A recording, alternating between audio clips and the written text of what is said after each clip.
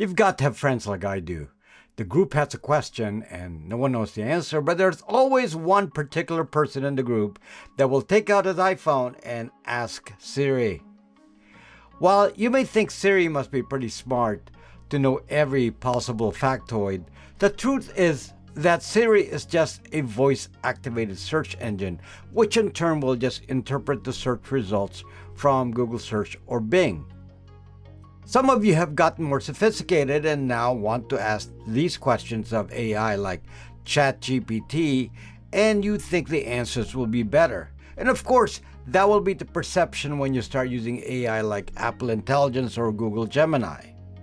But regardless of where you go to ask for information, that tool will actually likely get most of its data from the main source people rely on the internet, and also the main source of search engines and even AI. And that is Wikipedia. Now, I want my followers to be educated. I don't want any of you to accept data given to you via some technology source without applying critical thinking. So the question is, if Wikipedia is the outsized source of all information and even the main source of decision-making in AI systems, can you trust this source? Can you trust Wikipedia? If you're wondering what this has to do with privacy topics, you will actually find that it has a lot to do with my topics. If you want to find out surveillance techniques used against you on your phone, for example, will you find the real answer? If so, can you dump sources like Rob Braxman and just rely on Wikipedia? If you want to be a critical and independent thinker and not be reliant on spoon-fed information, then you need to stay right there.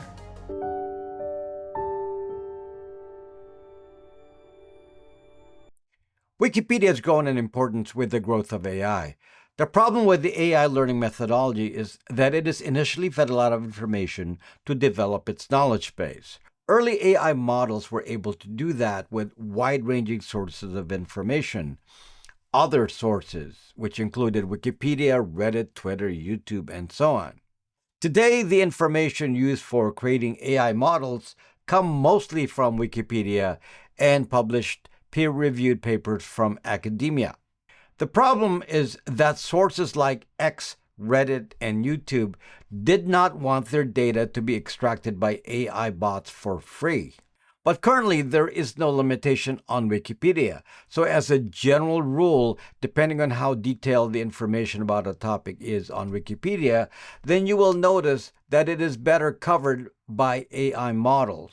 There are exceptions. Some AI models are able to gather information from a permitted source. For example, Grok from xAI, which is owned by Elon Musk, is of course granted permission to access X beyond just Wikipedia. Google Gemini can access YouTube. But the general availability of Wikipedia means that search engines and AI models will always include the data from Wikipedia as the primary source. Accuracy of Wikipedia. The main premise of Wikipedia is that it is an open source platform and anyone can edit any content on it. Now you might think this is dangerous, as anyone having free rein to modify any content on Wikipedia must mean that at any time there's going to be a lot of inaccurate information on it. So we'll explain Wikipedia's defense of their editing infrastructure and see if this truly works to give us good information. Based on their descriptions, Wikipedia is made of hierarchies of editors. The main premise is that Wikipedia's editing is done by consensus. There are anonymous editors that do not identify themselves. Then there are named editors that openly put their names on the edits, and many of these people are extremely heavy users within their area of expertise. For example, there could be people whose interest is in basketball, and they may know if someone posts a particular stat on the sport that may not ring true. If some newbie posts something and these experts don't agree, then they will have more of a reputation and will be able to knock out the post of the newbie. There are actually also automated bots that monitor the content of Wikipedia for certain topics so that general mass editing, for example, like massive deletions and insertions, are immediately removed and can then prevent trolls from doing long-term damage. Finally, there are editors with admin rights that are trusted by the management of Wikipedia. And these editors have the supreme power, so to speak, to decide the final outcome of edits to content. That is the general infrastructure involved with editing. And if you listen to one of the co-founders that currently is still involved in the Wikimedia Foundation, Jimmy Wales, you will likely see him praise how well Wikipedia is doing. The other co-founder, Larry Sanger, would tell you the opposite and would tell you that Wikipedia has gone astray. He also adamantly states that Wikipedia is now very biased. Powers in Wikipedia. The reality is that the main gatekeepers of Wikipedia, which are the powerful editors of their respective domains, are empowered by consensus from their own communities of editors. And they have a lot of editorial control in what goes on Wikipedia.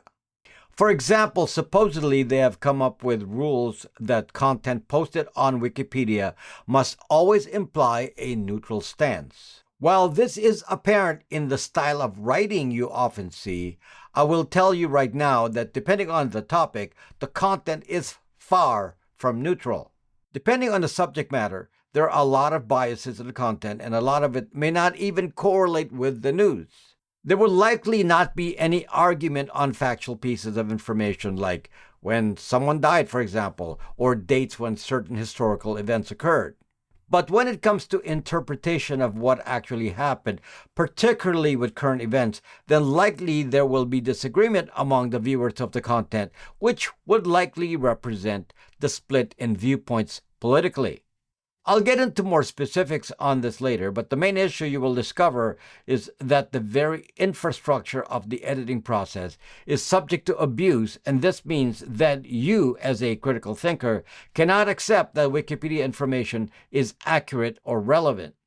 But just to emphasize this point, those in academia do not accept content from Wikipedia as valid sources for writing papers, for example.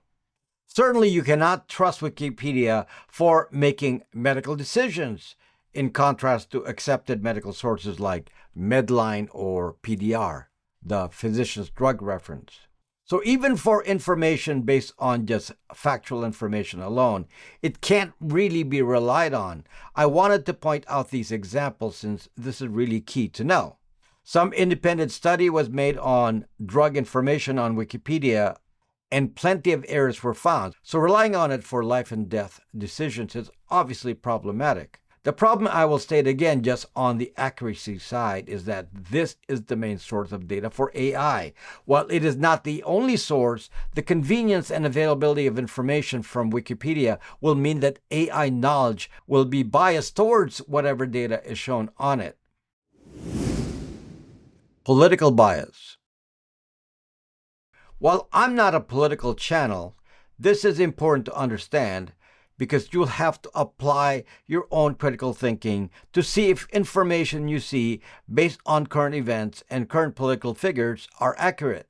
For example, would you use information you find on Wikipedia about a candidate to influence your vote?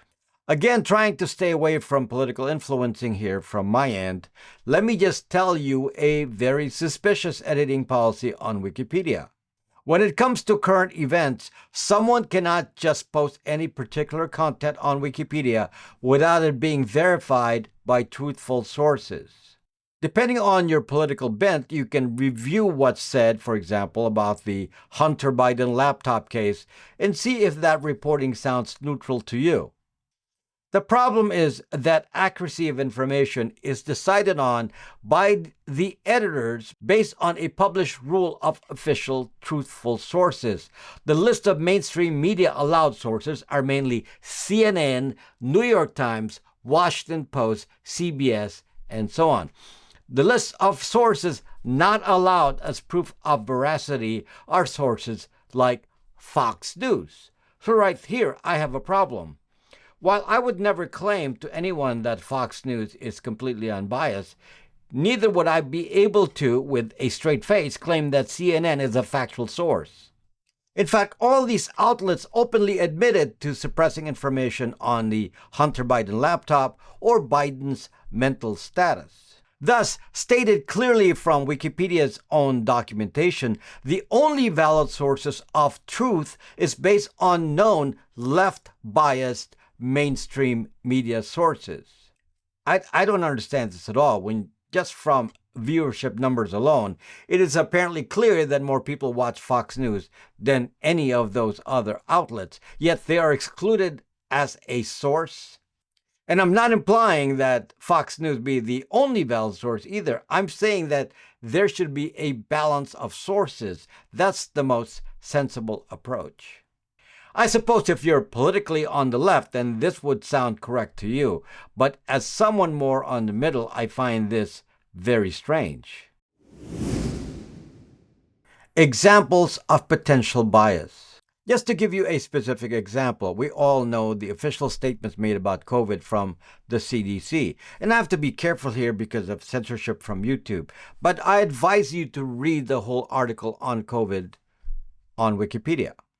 Any reasonable person with knowledge of current events know that the CIA itself released some evaluations of the potential source of COVID, and it does not coincide with the current content on Wikipedia.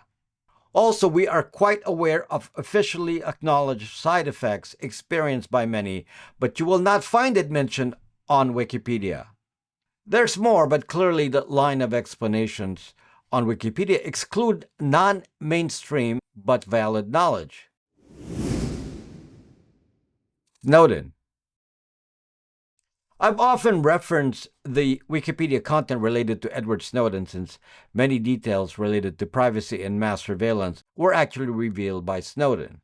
And it was important for me to check back every so often to update my knowledge. What I've seen recently is a change on how the Snowden information is presented.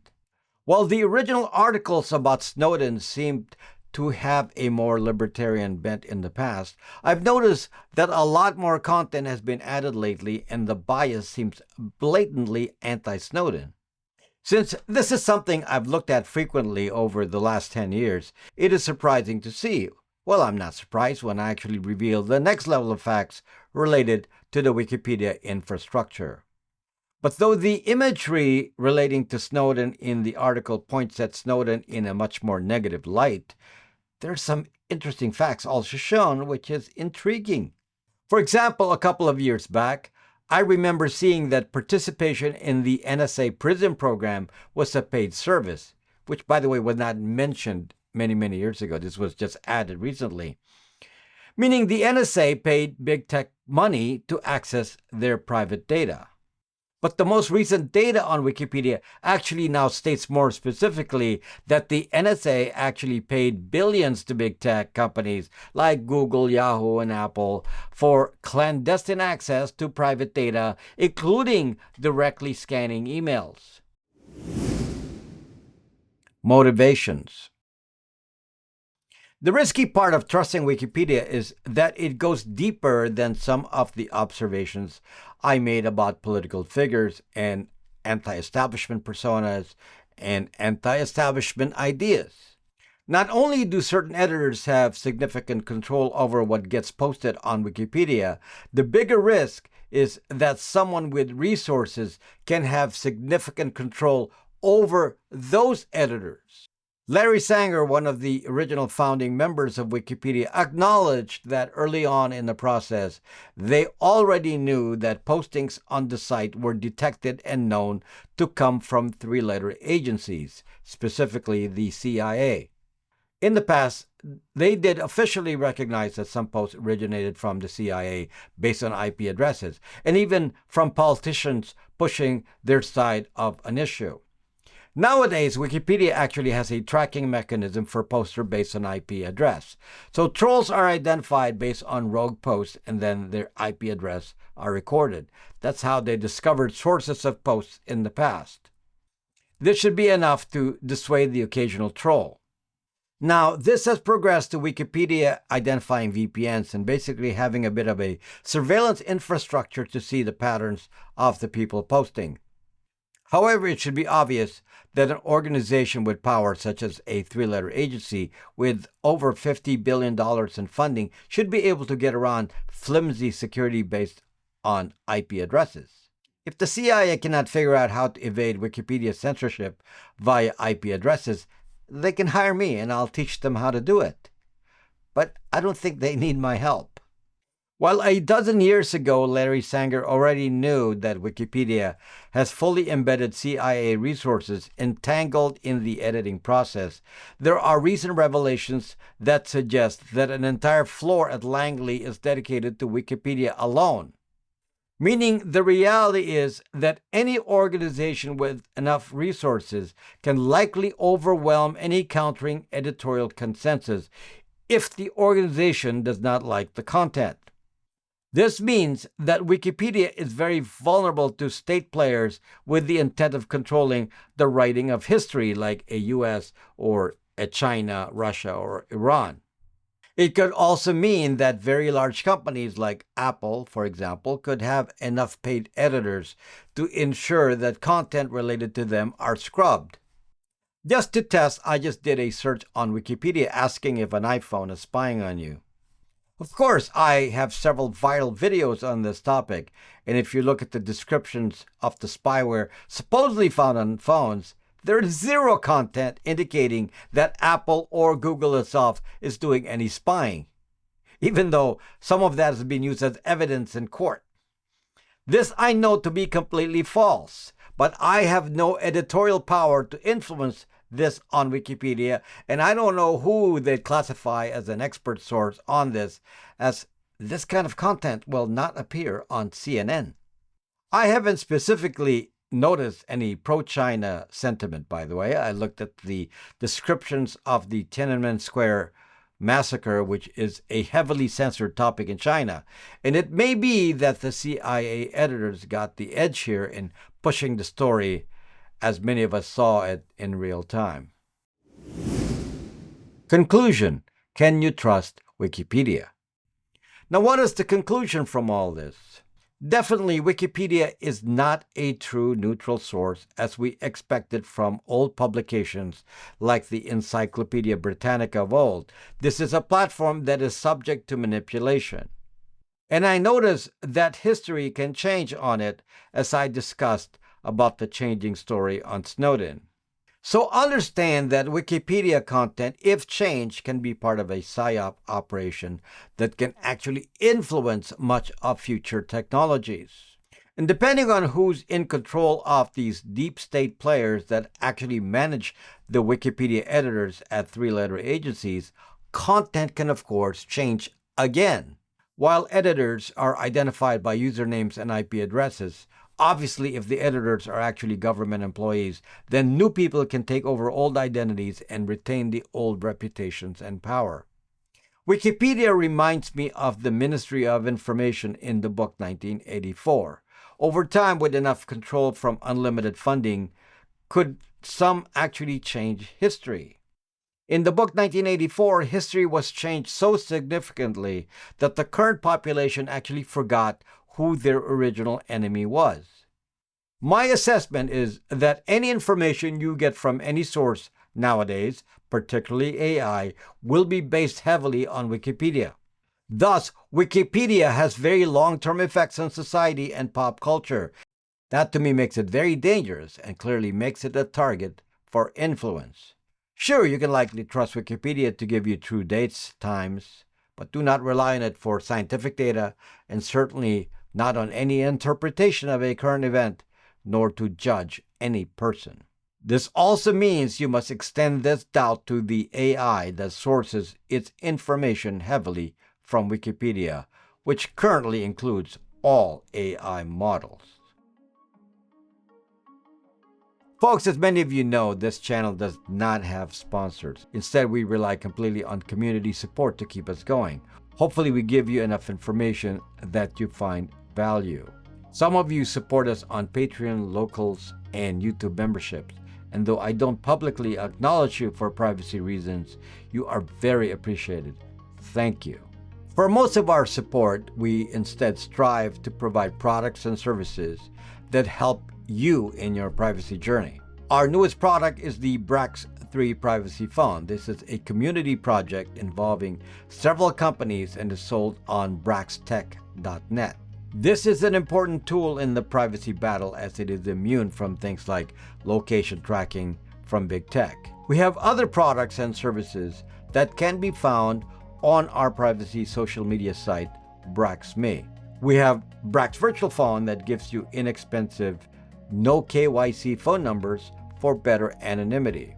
We have BraxMail, which offers unlimited aliases and many domains to create different email identities. We have Bytes VPN, which protects your IP addresses from being harvested by data brokers.